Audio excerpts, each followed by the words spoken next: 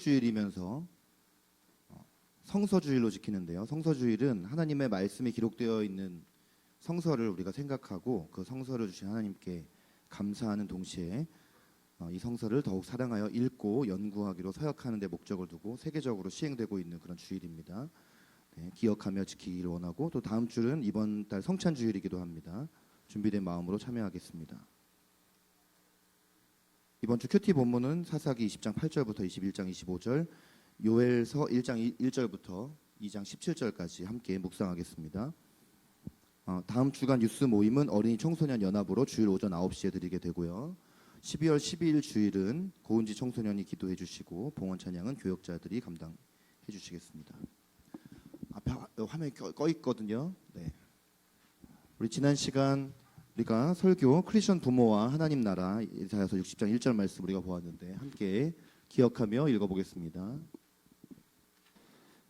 하나님께서는 빛이시고 우리는 빛의 자녀의 정체성을 지닌 사람들이며 예수님께서는 우리가 세상 가운데 빛이 되라고 말씀하셨다. 그러므로 크리스천 부모는 교육 영역 가운데 하나님 나라가 임하게 하는 통로로 세워져야 한다. 그러기 위해 개인 차원에서는 크리스천 부모로서의 정체성을 견고히 해야 할 뿐만 아니라 공동체를 이루어 기도하고 행동함으로 서로 연대하고 협력해야 한다. 아멘. 아멘. 자리에서 다 일어나시겠습니다. 빌립보서 2장 6절부터 8절 말씀 소리 크게 내어서 함께 읽겠습니다. 시작. 그는 근본 하나님의 본체시나 하나님과 동등됨을 취할 것으로 여기지 아니하시고 오히려 자기를 비워 종의 형체를 가지사 사람들과 같이 되셨고 사람의 모양으로 나타나사 자기를 낮추시고 죽기까지 복종하셨으니 곧 십자가에 죽으심이라. 아멘. 자리에 앉겠습니다.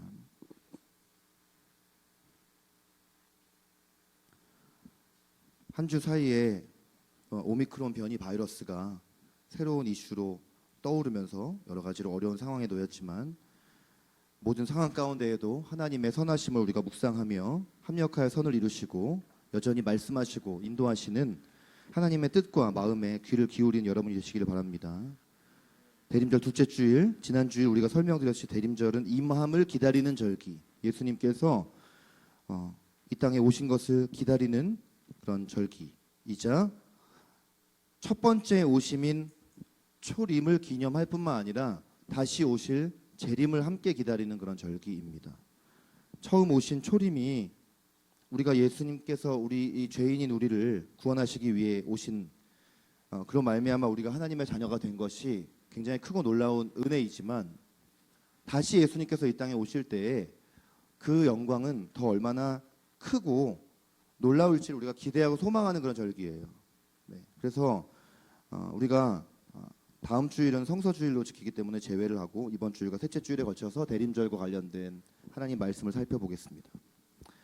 우리가 교회를 오랫동안 다니면서 많이 듣게 되는 단어이면서 누군가에게 그 뜻을 설명하려고 하면 잘 설명하지 못하는 많은 용어들이 있는데 그 용어들을 우리가 정확히 정의만 해도 우리 신앙에 굉장히 큰 유익이 됩니다. 그중 하나가 성육신이라는 단어예요. 성육신. 성육신은 영어로 인카네이션이라고 합니다. 인카네이션. 근데 이 단어는 세 가지 단어가 합성된 뜻이에요. 보통 중간에 저 영어 중간에 들어있는 카라는 단어 육체라는 뜻을 사용할 때 쓰는 그런 단어이고 인은 안에 그리고 나투스는 태어나다 이런 뜻이에요. 그래서 세 단어를 합치면 육체 안에 태어난다라는 뜻이에요. 육체 안에 태어난다. 근데 이제 이것을 성경적으로 우리가 기독교 신앙의 용어로 다시 재표현을 하면 삼위일체 하나님 중에 한 분이신 성자 예수님께서 우리와 같은 인간의 몸을 입고 이 땅에 내려오신 것, 그것을 우리가 성육신이라고 합니다. 성육신을 한마디로 요약하면 완전하신 하나님이 완전한 인간이 되신 것이에요. 네. 그래서 삼위일체 하나님 중에 한 분이 성자 하나님이시고 예수님이지만 이분이 우리 인간의 죄를 대속하기 위해서는 우리 인간의 몸을 입고 이 땅에 오셔야만 됐어요. 십자가에 달려 돌아가셔야만 했습니다. 죄인이 죄인을 위해서는 대속제물이 될 수 없죠. 아빠가 자녀를 위해서 아들을 위해서 아들의 죄를 위해서 아버지가 대신 그 대속제물이 될 수는 없죠. 왜냐하면 아버지도 죄인이기 때문에. 내 죄를 다른 인간이 나를 위해서 대신 죽어준다고 해서 대속제물이 될 수 없죠. 그래서 죄가 없으신 하나님께서 인간의 몸을 입고 오셔서 우리 대신해서 대속제물이 되신 것입니다. 근데 예수님께서는 하나님이셨기 때문에 죄는 없으셨어요. 똑같은 몸을 입고 이 땅에 오셨다라는 거예요. 그럼에도 불구하고. 왜냐하면 우리의 죄를 대속하기 위해서. 교회 역사가 이렇게 흘러내려오면서 완전하신 하나님께서 완전한 인간이 되셨다라는 이 성육신의 이 신앙을 잘못 이해한 사람들이 굉장히 많습니다. 오늘 설교를 듣는 우리들도 이 설교 시간에 우리가 예배하고 있는 우리들도 이 성육신 신앙에 대해 잘못 알고 있을 수가 있어요. 교회가 세워진 지 얼마 안 됐을 때 초대교회에 여러 사람들이 나타나서 자기 나름대로 그 성경 말씀을 하나의 신앙으로 교리로 이렇게 정착을 시켰는데 그 중에는 성경적으로 맞는 사람들도 있지만 성경을 왜곡해서 잘못된 신앙을 전파해서 교회 안에 혼란과 무질서를 일으킨 사람들도 굉장히 많았어요. 예를 들어 어떤 사람은 예수님께서는 우리 인간보다는 훨씬 위대한 존재인 것은 맞다. 근데 성부 하나님보다는 열등한 분이다. 성부 하나님이 제일 높은 분이고 성자 예수님은 그 다음이라는 거예요. 2위라는 거예요. 1위가 성부고 2위가 성자라는 거예요. 그러니까 이런 논리에서는 3위가 성령 이런 식으로 나오는 거예요. 그러면서 성부 하나님보다는 예수님이 열등하기 때문에 예수님이 하나님이시라는 그 생각보다는 예수님이 인간이라는 생각에 더 치우치고 그것에 강조를 했어요. 마리아라는 한 명의 인간을 통해서 태어나신 예수는 선하고 의로운 인간이었기 때문에 어느 날 요단강에서 세례를 받을 때 성령이 임했다라는 거예요. 예수님 원래 인간으로 태어났지만 요단강에서 세례를 받는 순간에 성령이 임해서 하나님의 아들이 된 것이다. 오늘 우리도 그렇게 믿고 있는 분이 있지 않나요? 예수님은 그냥 우리랑 똑같은 죄인이었는데, 그러니까 말하자면 그분도 태어날 때 우리 같은 죄인이었다는 거죠. 근데 어느 날 그분이 선하고 의롭게 살던 중에 한 30살 정도의 나이가 되었을 때 요단강에서 세례를 받는 순간 성령이 임해서 하나님의 아들로 그때 임명되었다는 거예요. 이게 가만히 생각을 해보면 그렇게 생각할 수도 있을까라고 하지만 그렇게 되면은 그분은 하나님이 아닌 거예요. 하나님일 수 없는 거죠. 그럼 오늘 우리들도 선하고 의롭게 살다 보면은 2021년 오늘 어느 순간 여러분 중에서도 누군가가 하나님의 아들, 하나님의 딸로 대속자로 될 수 있는 것입니까? 안 되는 거죠. 근데 이것이 교회가 생기고 나서 한 1000년 정도 흘렀을, 1000년이 아니라 한 100년 정도 흘렀을 2세기경에 나타났던 교회 안에 잘못된 이단이에요. 그래서 이것을 우리는 양자론이라고 불러요. 그러니까 하나님께서 어느 순간 양자 삼았다는 거죠, 예수님. 근데 이제 이 양자론이 이렇게 지나가고 나서 3세기가 되고 4세기가 되면서도 계속 이런 논쟁이 끊이지가 않았어요. 교회 역사를 공부하다 보면은 대표적인 초대교회 이단 중에 한 명이 아리우스라는 사람이 있는데, 이 아리우스라는 사람은 예수님도 사람이나 혹은 천사처럼 하나님이 만드신 피조물이라고 생각을 해요. 성자는 완전한 하나님이 아니고 영원하지도 않고 전능하지도 않다라는 거예요. 여러분, 삼위일체라는 신앙을 우리가 정확히 알지 못하면 이런 생각을 하게 돼요. 삼위일체 하나님이라는 건 성부, 성자, 성령이 역할이 다르긴 하지만 세 분이면서도 한 분이고 한 분이면서 세 분이면서 세 분의 능력과 권위가 똑같다라고 믿는 게 삼위일체 신앙이에요. 근데 지금 예수님이 피조물이면 예수님은 영원하지 않죠. 전능할 수 없죠. 성자는 역시 아까 양자론처럼 성부보다 열등하고 성부에 의해서 창조되었고 성부에게 전적으로 의존할 수밖에 없는 거예요. 삼위일체 하나님에 대한 신앙에 맞지가 않는 것이죠. 그래서 이것은 앞에 2세기에 나왔던 이 이단적 교리를 우리가 양자론이라고 부르다면 이 3세기와 4세기에 걸친 이 이단은 우리가 종속론이라고 불러요. 성부 하나님께 성자 예수님이 종속되었다라고 본 거예요. 첫 번째도 두 번째도 다 성경 말씀에 의해서 맞지 않는 그런 신앙의 모습인 것이에요. 그런데 세월이 계속 흘러와서 한 19세기쯤 됐을 때, 우리 지금 살고 있는 지금 시대에 근접한 시대이죠. 19세기쯤 되었을 때 독일에서 예수님의 그 인간성을 극대화시킨 사상이 나오기 시작을 해요. 자, 오늘 우리의 신앙에 이것이 굉장히 많은 영향을 주고 있어요. 이게 뭐냐면 바로 자유주의 신학이라는 거예요. 자유주의. 이 자유주의는 예수님이 절대로 성육신을 할 수 없다. 어떻게 예수님 성육신 할 수 있느냐? 그냥 예수님은 위대한 스승이고 하나님께 순종하는 우리의 위대한 모범에 불과하고, 우리가 구원받는다는 것은 그렇기 때문에 예수님을 우리의 대속자로 믿는 것이 아니라, 예수님이라는 훌륭한 인간을 우리가 모범으로 삼고 예수님이 했던 그런 선한 일을 우리가 행함으로 우리가 어떤 그 구원을 얻는 것이지, 그러니까 예수님은 우리의 어떤 도덕적인 모델이지 우리의 구원자 될 수 없다라고 보는 거예요. 그러니까 그 자유주의자들은 예수님이라는 것을 각자 자기의 구미에 맞게 갖다 붙여요. 어떤 사람은 예수님이 사회주의자라고 생각을 하고, 어떤 사람은 예수님이 자선사업가라고 생각을 하고, 어떤 사람은 예수님이 구제하는 사람이라고 생각을 하고, 어떤 사람은 예수님이 사회운동가라고 생각을 해요. 어떤 사람은 예수님이 CEO라고 생각을 해요. 예수님이 어떤 사람은 상담자라고 생각을 해요. 그런데 이 모든 것들이 어쩌면 예수님 안에 포함되어져 있는 모습일 수는 있지만 제일 중요한 핵심은 아니에요. 예수님이 그냥 자선사업가고 그분이 그냥 단지 사회운동을 하시는 분이면 우리가 오늘 이 아침에 왜 예수님의 이름을 부르면서 그분께 예배를 드리고 그분께 기도를 할 수 있겠습니까? 그래서 이 우리 시대와 가까운 자유주의 신학은 모든 면에 영향을 다 주었어요. 독일이라는 나라는 원래 하나님을 잘 믿는 그런 국가이지 않습니까? 독일에서 마틴 루터가 나왔고, 그런데 독일 교회가 다 무너지게 되는 계기가 되었어요.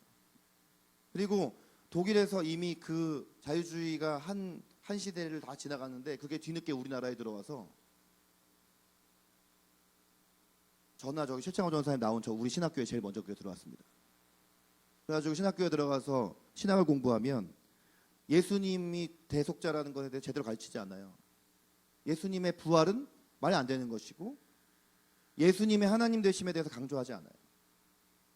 중요한 건 이미 독일은 그 신학이 다 잘못됐다라는 게 판정이 돼서 다시 독일이 성경으로 돌아가자는 운동이 생기기 시작을 했고, 그 자유주의 신학이 무너졌는데도 그것이 다 뒤늦게 우리나라에 들어왔고, 이런 사상이 우리가 접하는 모든 예술 분야에도 다 영향을 줬어요. 그래서 댄 브라운이 쓴 다빈치 코드 이런 책들, 또 그로 말미암아 만들어진 영화, 그리고 굉장히 유명한 영화 감독 중에 마틴 스콜세지라는 감독이 만든 그리스도 최후의 유혹, 이런 영화들 보면, 영화에 보면 깜짝 놀라요. 예수님이 십자가에 달려서 이렇게 죽으려고 딱 하는 순간에 사탄이 유혹해. 빨리 그 십자가 내려오라고. 그래서 예수님이 거기 십자가 내려와. 그래가지고 막달라 마리아랑 결혼을 해요. 그래서 애도 낳고 막 살다가 할아버지쯤 됐는데 예수님이 제자들이 찾아와요. 찾아와가지고 예수님 어떻게 십자가 내려올 수 있습니까? 나 당신에게 실망했습니다. 막 이렇게 하면서 막 예수님의 제자들이 예수님께 막 뭐라고 막 해. 그래가지고 막 예수님이 소리를 질러. 그리고 깜짝 놀라서 꿈을 딱 깨보니까 십자가에 아직 달려있어요. 십자가에서 꿈을 꾼 거죠. 이게 그리스도 최후의 유혹의 내용이에요. 스포일러 다시 볼 필요 없습니다. 재미없죠? 네. 무슨 얘기인지 이해를 못 하셔가지고 지금 못 드신 것 같아요. 혹시 그렇게 믿고 계신 거 아니에요? 예수님이 마리아와 결혼했던 거 아니야? 이런 것들이 잘못된 성육신 신앙에 대해서 무슨 말인지 이해 못했어요? 네, 이것이 잘못된 성육신에 대한 그런 어떤 신앙 때문에 나온 산물인 거예요. 그 사실 되게 무서운 것이죠. 문화라는 것은 우리에게 굉장히 무서운 영향력을 주는 것인데, 성경 말씀에 기초한 신앙을 제대로 갖지 못한 사람들은 허무맹랑한 이야기 같지만 이런 것들에 대해서 충분히 미혹될 수 있는 것이죠. 충분히 혼란스러울 수 있는 것이죠. 예수님의 성육신이라는 건 그렇게 중요한 신앙적인 가치관인 것이에요. 우리가 생각해 봐야 되는 건 뭐냐면, 사람이 아무리 예수님의 모범을 따르려고 해도 그게 능력이 되겠습니까? 여러분 여기 있는 사람들 중에 내가 죄인이라는 거 인정 못하는 사람이 있어요? 다 우리 죄인입니다. 우리가 다 죄성이 있어요. 인정 안 되시는 분이 없으실 거예요. 죄인이 아니라면 왜 교회에 나오겠습니까? 왜 교회 공동체 혹은 신앙이 왜 완전한 인간에게 왜 그게 필요하겠어요? 우리가 다른 많은 종교나 철학이나 사상이 주장하듯이 우리 안에 신성이 있고 우리가 스스로가 하나님이 될 수 있고 충분히 이 땅을 살아나갈 수 있다라면 우리에게 왜 예수 그리스도라는 대속자가 필요하겠어요? 우리 죄인입니다. 죄 문제는 착하게 살려고 우리가 열심히 노력을 하면 할수록 더 우리의 죄인됨을 드러내줍니다. 그것이 우리를 더 착하게 만들지 못해요. 그리고 열심히 착하게 살려고 선행을 한다고 해서 우리의 죄값을 치울 수 없어요. 다 우리 모두는 죄 가운데 태어나서 원래는 영원한 지옥으로 가도록 예정되어 있는 존재들이에요. 마치 이게 중력과도 같은 거예요. 중력. 땅에서 우리를 잡아당기는 힘 때문에 우리가 두 발을 딛고 서 있잖아요. 중력 같아서 스스로의 힘으로는 절대로 여기서 벗어날 수가 없어요. 스스로 구원할 수 없는 우리는 무기력한 존재들이에요. 그래서 천지를 다스리시는 하나님께서 우리를 불쌍히 여기시고 하나뿐인 아들을 이 땅에 보내셔서 십자가에서 우리 대신해서 대속 제물로 죽게 하신 것입니다. 그 예수님이 우리를 대신하여서 죽는 그 길만이 우리를 붙잡고 있는 그 죄의 힘과 권세를 무력화시키는 하나님께서 만들어 놓으신 유일한 방법이었어요. 그럼 여러분 믿으시길 바랍니다. 이 길만이 유일한 길이었어요. 예수님의 십자가로 인해서 우리가 살게 되었고 우리가 천국의 소망을 갖게 된 것도 예수님 때문이고 그 사실을 우리가 믿을 때 우리가 구원을 받는 것입니다. 아멘이십니까? 요한복음 1장 1절부터 3절에 보면 태초에 말씀이 계시니라 이 말씀이 하나님과 함께 계셨으니 이 말씀은 곧 하나님이시라. 여기 지금 태초에 말씀이 계시니라 말씀이 하나님과 함께 계셨으니 했고 2절에 그가 태초에 하나님과 함께 계셨고 3절에 만물이 그로 말미암아 지은 바 되었으니 창세 전부터 예수님은 성부 하나님과 함께 계셨고 만물이 그를 통해 창조되었다라는 말은 무슨 말이죠? 창조할 때 성부 하나님만 창조한 것이 아니라 성부 하나님만 독자적으로 만물을 창조하신 것이 아니라 성부, 성자, 성령님 삼위일체 하나님이 함께 창조하셨고 그때 함께 계셨다는 거예요. 그래서 예수님은 인간이기만 한 분이 아니에요. 그분은 하나님이십니다. 완전한 하나님이세요.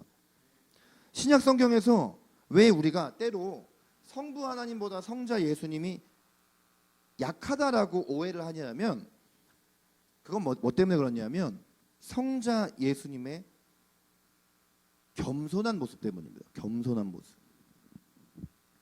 오늘 본문 말씀이 그 모습을 잘 드러내주는 본문이에요. 빌립보서 2장 우리가 말씀을 보면 6절과 7절을 우리가 보면은 지금 굵은 글씨로 강조해 놓은 이 두 단을 우리가 비교해 볼 수 있겠는데 6절 말씀에 그는 근본 하나님의 본체시나 하나님과 동등됨을 취할 것으로 여기지 아니하시고 그랬죠. 주황색 글씨만 읽어주십시오. 시작. 하나님의 본체. 여기 본체라는 단어 7절에 오히려 자기를 비워 종의 형체를 가지사 그랬죠. 여기서 주황 글씨만 읽어주십시오. 시작. 종의 형체. 네, 종의 형체, 하나님의 본체. 본체 형체는 우리 말로 번역을 할 때는 다른 본체 형체라고 번역을 했지만 원어 헬라어로는 이거 같은 단어를 쓰고 있어요. 네, 이거 모르페라는 단어거든요. 모르페. 근데 우리가 모르페 그러면은 뭐냐면은 좀 더 우리가 일관되게 쓸 수 있는 말로 이걸 바꾸면 본질이라는 뜻이에요. 본질. 어떤 뜻이라고요? 본질. 네, 영어로 에센스라는 단어에 가까운 이게 모르페인데 이게 무슨 말이냐면 7절 말씀에 종의 형체를 가지사 앞에 보면 자기를 비워라고 했죠. 자기를 비워. 근데 여기 자기를 비웠다라는 이 뜻이 뭐냐면 6절 말씀처럼 원래는 그분이 하나님의 본질이라는 거예요. 하나님이라는 거예요. 그분은. 존재 자체가 하나님이시라는 거예요. 인간이 아니라는 거예요. 인간이 어느 순간에 하나님이 된 것이 아니라 원래 하나님이신데 자기를 비웠다라는 거죠. 근데 자기를 비웠다라는 게 뭐냐면 잠시 그 하나님의 본질됨의 어떤 그런 외형적으로 드러난 영광을 내려놓았다 이런 뜻이에요. 잠깐 내려놨다는 거예요. 잠깐 내려놓았을 뿐이지 본질이 변한 건 아니라는 거예요. 외적으로 볼 때 예수님이 이 땅에 오셨을 때는 그 외적인 모습이 하나님의 모습이 아닌 거예요. 외적으로 볼 때는 그분은 인간인 것이죠. 인간의 몸에서 태어나셨고 말구유에서 태어나셨고 똑같이 우리처럼 어린이와 청소년 시절과 청년 시절을 지냈고 우리가 육체적으로 겪을 수 있는 모든 종류의 고통이나 상처나 아픔이나 이런 것들을 다 경험할 수 있는 외형적으로는 육신을 가진 분이실 뿐이지 본질적으로는 하나님의 그 본체 자체를 그걸 내려놓은 건 아니라는 거예요. 외형의 모습만 내려놨다라는 거예요. 하나님의 본질 위에 종의 형체를 덧입었다라는 뜻이에요. 하나님의 본질 위에 종의 형체를 덧입었다. 하나님의 본질 위에 인성을 덧입었을 뿐이지 근본적으로 예수님이 이 땅에 와서 우리랑 똑같이 사셨다고 해서 하나님의 신성을 버리고 이 땅에 오신 순간에는 잠깐 인간이었다든지 아니면 원래 인간이었는데 어느 순간 하나님이 됐다든지 이게 아니라는 거예요. 이것도 틀려요. 어떤 분은 이런 분도 있어요. 예수님 십자가에 죽었는데 3일 만에 부활했잖아. 부활한 순간에 하나님이 됐다고 생각하시는 분도 있어요. 이것도 잘못된 거예요. 그거 아니라는 거예요. 원래 하나님이시고 인성을 덧입으셨을 뿐입니다. 그래서 이 땅으로 오신 예수님은 인간이 되셨지만 하나님의 성품이나 능력은 그대로 갖고 계셨던 거예요. 그래서 6절의 본체, 7절의 형체, 본질 그 자체를 말하는 것이죠. 그러니까 그 하나님은 완전한 하나님이시면서도 완전한 인간이 되셨다, 이런 말을 우리가 이 6절, 7절 말씀을 통해 하나님께서 우리에게 말씀해주고 계시는 것입니다. 자, 이것이 우리에게 주는 의미는 무엇일까요? 오늘 이제 이것을 우리가 읽고 묵상하고 이 말씀을 기억함으로써 우리에게 주는 의미가 뭘까? 하나님께서는 온 우주에 하나님께서 임재하지 않는 곳이 없으신 전지전능하신 분이시고, 말씀을 보면 홍해를 가르시고 말씀 하나로 천지를 창조하신 정말 그 영원하시고 전지전능하신 하나님이신데, 그 하나님께서 하나님의 눈으로 볼 때 이 지구라는 것은 얼마나 지극히 작은, 우주에서 이 지구라는 별은 얼마나 작은 그런 정말 작은 어떤 존재입니까? 이 지구라는 별이요. 그런데 그 하나님께서 이 지구에 오셔서 지구에서 여러분 한 명의 존재는 또 얼마나 작아요? 지구를 이렇게 보면 여러분 보입니까? 저 은하계에서 이 지구를 이렇게 바라보는 사진을 찍은 걸 본 적 있으시죠? 네? 거기서 보이겠어요? 안 보이잖아요. 아예 존재 자체가 보이지도 않잖아요. 우리 그런 존재예요. 지극히 작은 존재이고 지극히 작은 지구에 지극히 작은 인간이에요. 그런데 하나님은 그 온 우주를 다스리신 하나님이란 말이에요. 그런데 그런 하나님이 지구에 오셨고, 근데 그 지구에 오신 목적이 나를 위해서 오셨다는 겁니다. 우리 김기순 집사님을 위해서 예수에 오셨다는 거예요. 이것에 대한 그 사랑과 믿음이 얼마나 놀라운 것이냐는 거죠.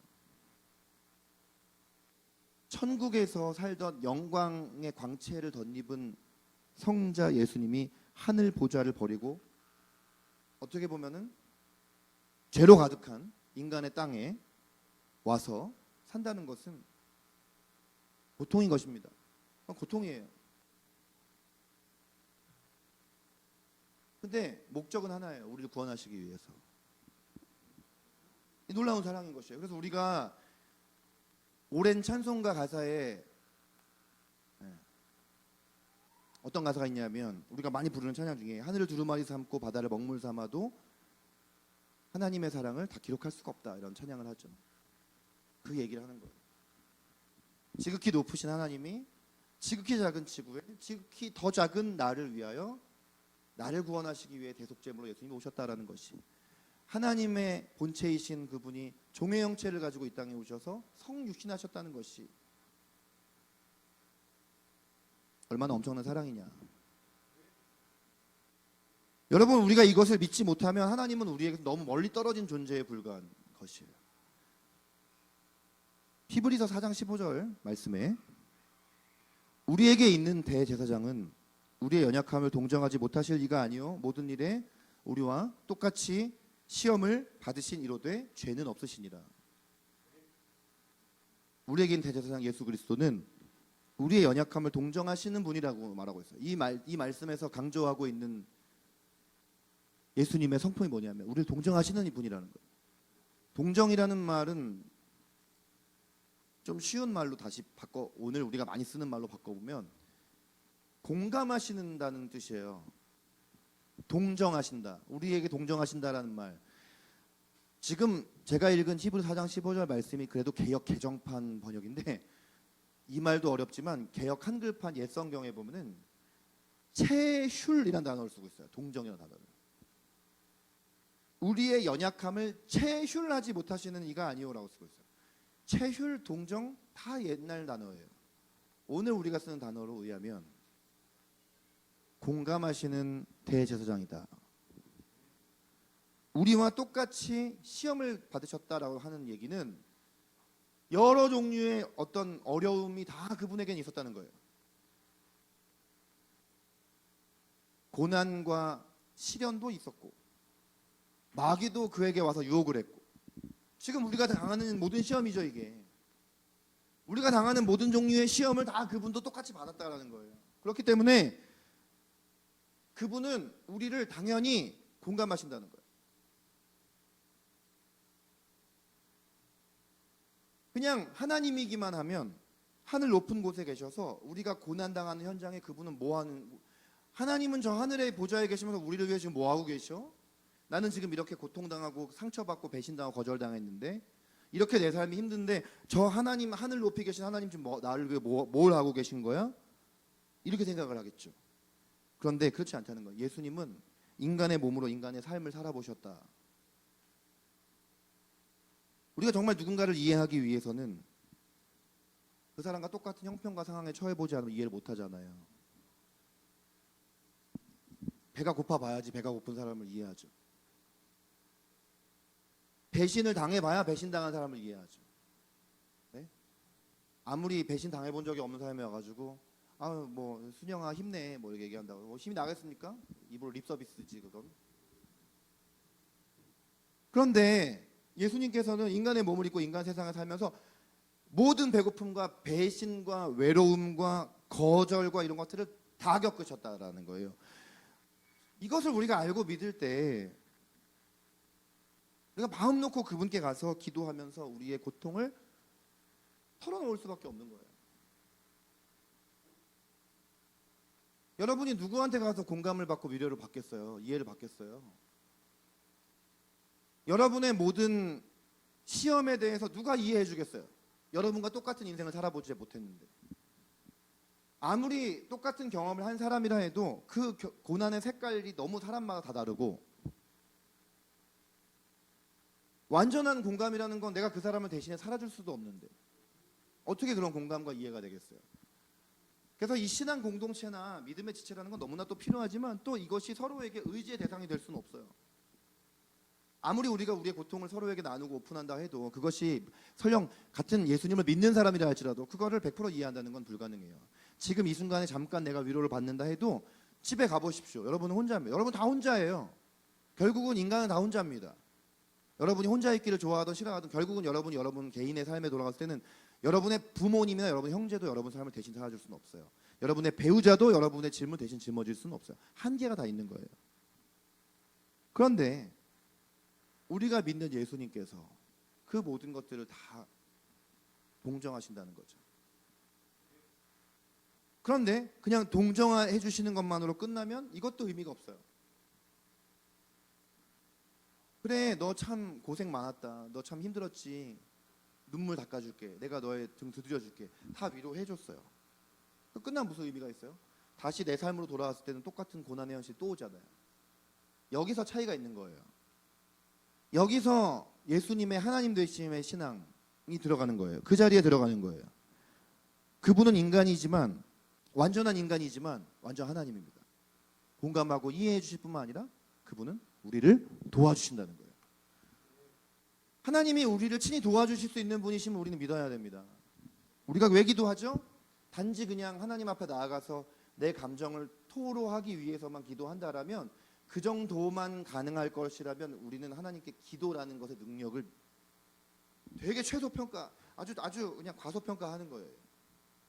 그런데 우리가 기도할 수 있는 것, 예배할 수 있는 것은 뭐냐면 그분은 우리를 공감하고 이해해 주실 뿐만 아니라 우리의 모든 시험에 대해서 우리의 도움이 되신다는 거예요. 이게 얼마나 놀라운 일인지 모르겠어요. 여러분이 하나님 앞에 기도하고 찬양하고 예배할 수 있다는 것, 그것은 엄청난 행위입니다. 교회 다니는 무신론자의 특징이 기도 안 하는 거예요.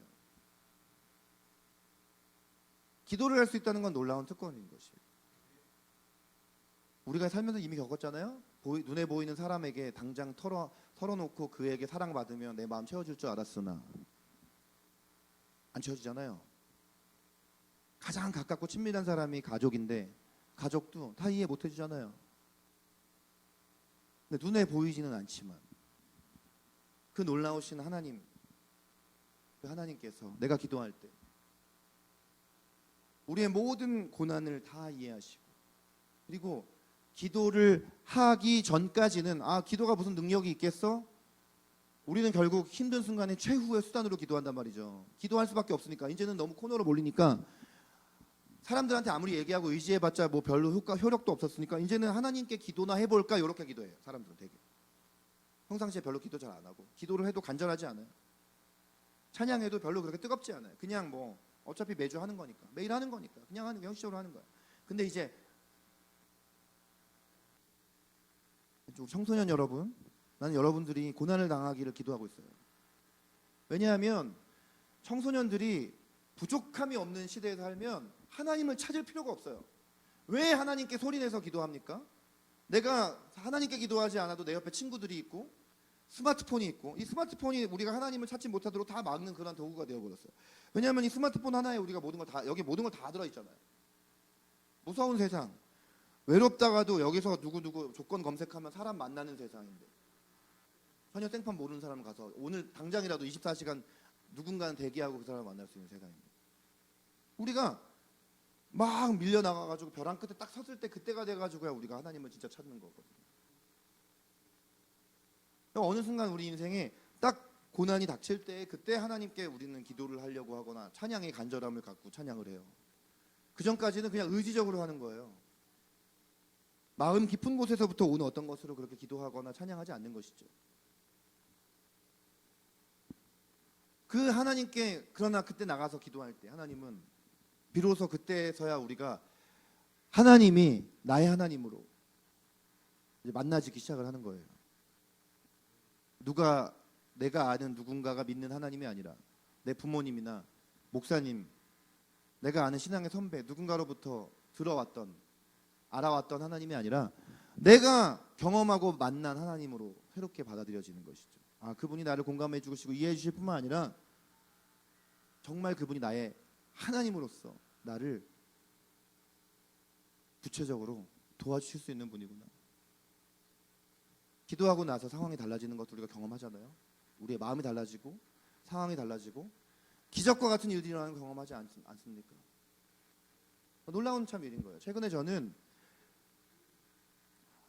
이 노래하는 교회를 목회한 것이 10년 차가 됐는데, 목회나 사역이라는 것은, 하나님의 일이라는 것은 하면 할수록 늘고 실력이 쌓이는 것이 아니라 하면 할수록 점점 더 알 수 없고 미궁으로 빠진다라는 것을 너무나 경험을 하고 있어요.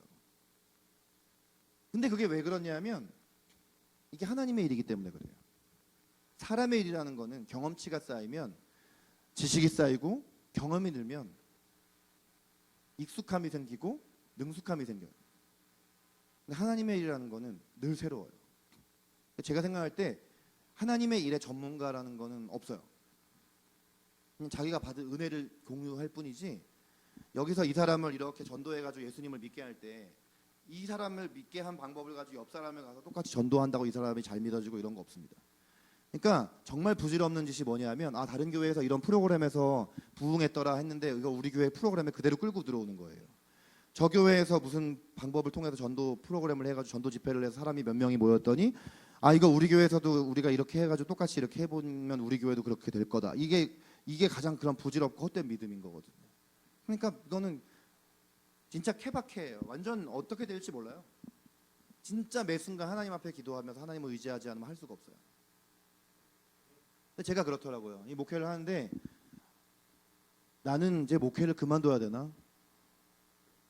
뭐 나는 그냥 선교단체에 최적화된 그냥 사역자고 나는 목회라서는 자질이 없나? 사실 우리 교회가 뭐 최근에 어떤 분은 저보고 아 뭐 교회 별로 사람 안 나온다 그러는데 우리 교회 왜 사람 안 나옵니까? 지금 코로나 시대인 거 모르세요?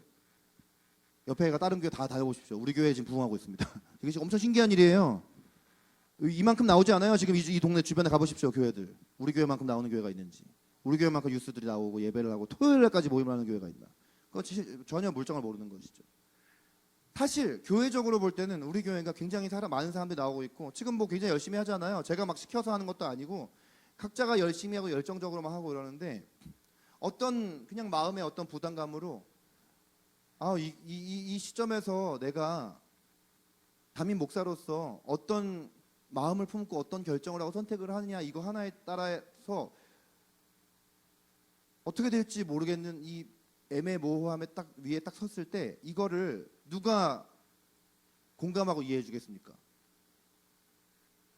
네? 우리 원주 강원도에서 가장 훌륭한 전도사님이 우리 교회에 와 있어도 최창호 전사님이 와 있어도 네 눈만 웃고 계세요. 참 재밌는 분들이셔. 눈만 웃어 눈만. 동일 별로 안 하시는 모양이죠?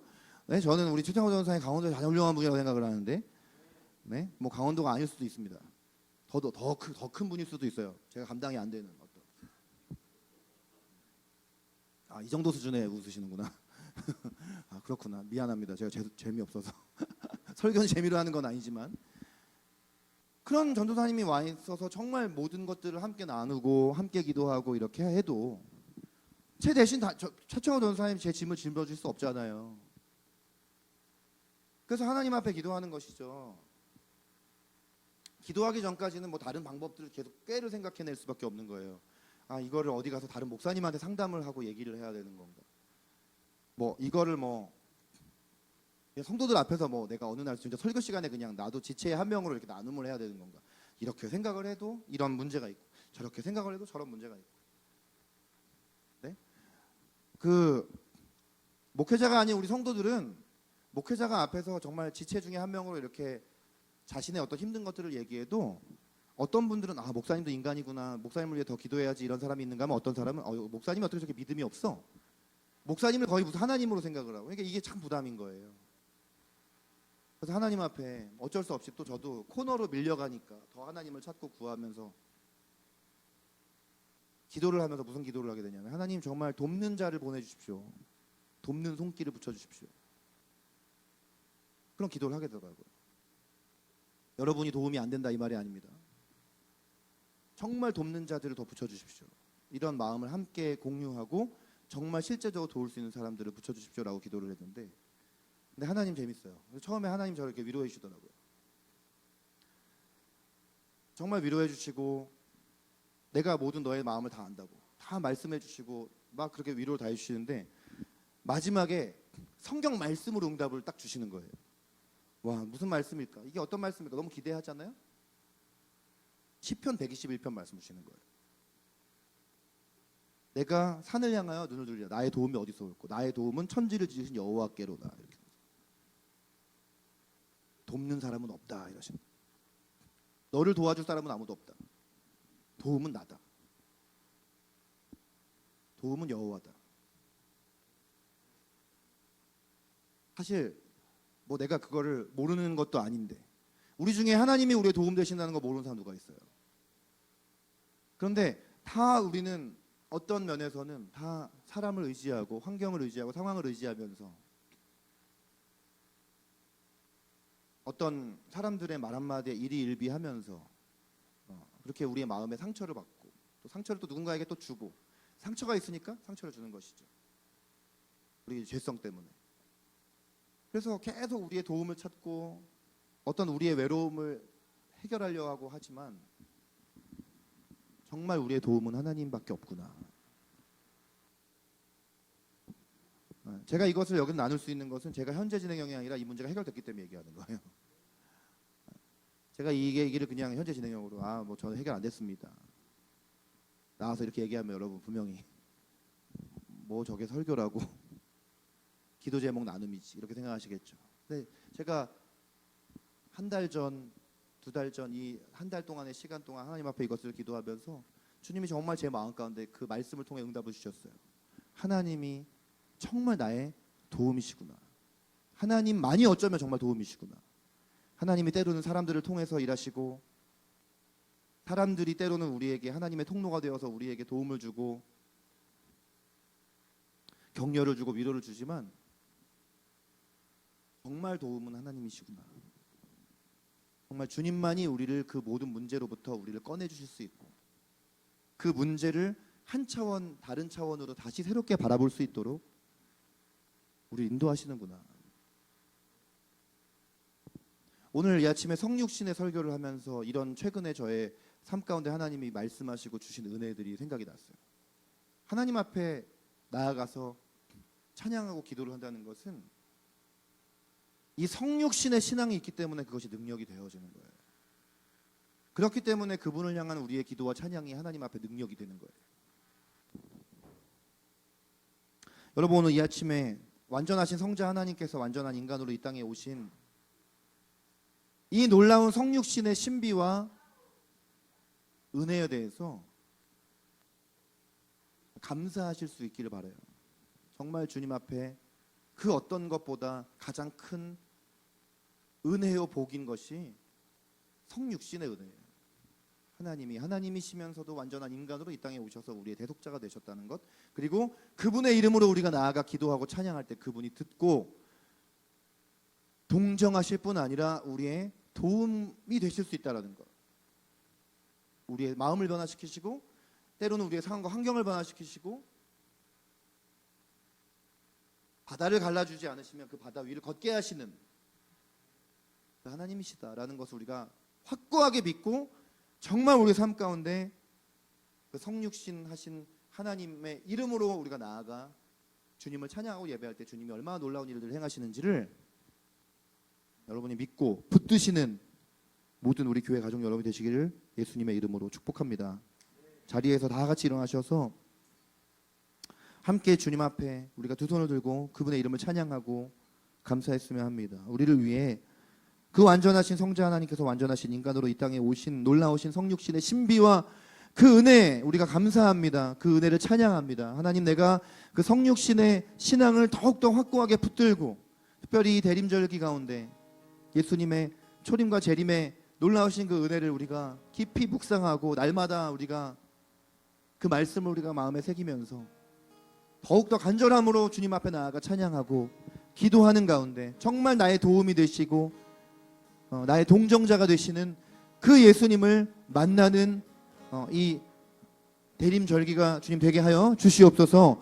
우리가 다 함께 주님의 이름을 크게 소리내어 부르고 기도하겠습니다.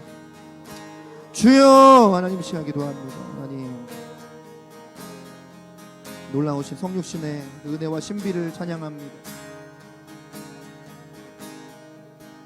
완전하신 하나님께서 완전하신 인간으로 이 땅에 오셔서 우리의 모든 연약함을 동정하시며 공감하시며 또한 그것을 넘어서서 우리를 정말 도와주시고 그 상황 가운데서 그 환경 가운데서 우리를 꺼내어서 다시 한번 그 상황과 환경을 바라보게 하시고 또 그 모든 문제를 넘어 하나님께로 우리를 이끌어 주시는 그 놀라우신 하나님의 은혜를 찬양합니다. 그 성육신의 은혜를 찬양합니다. 하나님, 그 신앙을 더욱더 확고하게 붙들고 나아갈 수 있게 하여 주시고 그 신앙이 없는 자들에게는 성령 하나님께서 시간 말씀하여 주시고 은혜를 더하여 주셔서 귀가 열리고 눈이 열려서 정말 다시 한번 그 말씀을 믿을 수 있는 믿음의 은혜가 모든 사람에게 있게 하여 주시옵소서. 우리 교회를 통해 복음의 기쁜 소식을 듣는 모든 자들이 하나님 앞에 나아올 수 있게 도와주시고 그 성찬의 절기 가운데 그 예수님을 새롭게 만나는 모든 교회 가족들, 믿지 않는 우리의 가족들과 친구들 될 수 있도록 주님 도와주시옵소서. 완전하신 하나님께서 완전하신 인간이 되어 이 땅에 오신 놀라우신 그 성육신의 신비와 은혜를 찬양하고 감사를 드립니다. 그 성자 하나님이 바로 우리 하나님이시고 우리가 기도 가운데 찬양 가운데 나아가 부르짖는 그 능력의 이름, 구원의 이름이심을 믿습니다. 그분을 의지하여 주 앞에 나아갈 때 우리의 모든 연약함을 동정하실 뿐만 아니라 우리의 도움이 되시고 상황과 환경을 초월하여 그 모든 문제 해결자가 되시는 그 성자 하나님의 은혜를 날마다 우리가 기억하고 묵상하며 그 하나님의 은혜를 의지하여 기도하며 예배하는 우리 모든 교회 가족들 되게 하여 주시옵소서.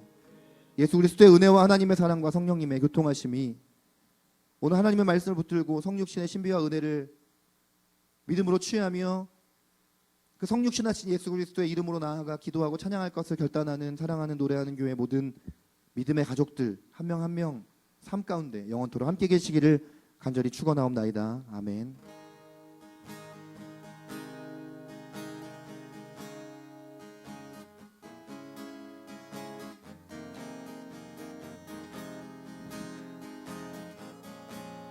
예배 받으신 하나님께 영광의 박수 올려드리겠습니다.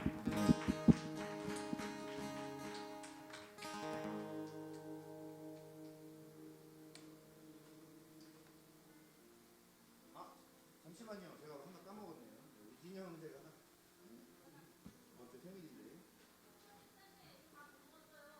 자, 이진영 청년이 내일 6일이 생일입니다. 네. 네, 온라인에도 아직 안 나가셨으면 함께 축하해 주시기 바랍니다. 네, 교회에서 축하 선물 전달하겠습니다. 네, 박수로 축하하겠습니다.